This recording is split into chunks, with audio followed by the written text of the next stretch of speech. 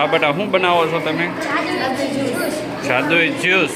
તો જાદુઈ જ્યુસ કેવી રીતે બનાવવામાં આવે છે?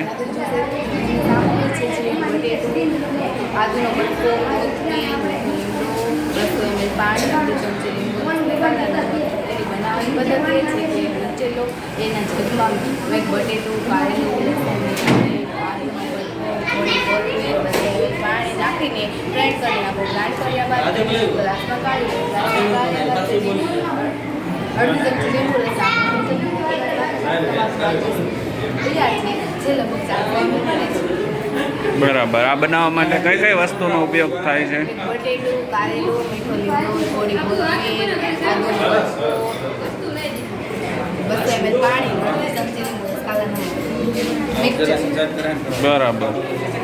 તો આ જાદુઈ જ્યુસ પીવાથી શું શું ફાયદા થાય? આ જાદુઈ જ્યુસ પીવાથી ફાયદા થાય છે કે આ જ્યુસથી ડાયબિટીસ વજન ઓછું કરી શકાય છે. High BP, diabetes, hyper thyroid અને બધામાં ખૂબ જ ફાયદાકારક છે. 1 મહિના સુધી લેવાનું વાળ ખરતા બંધ થાય છે અને સ્કિનમાં ચમક આવે છે.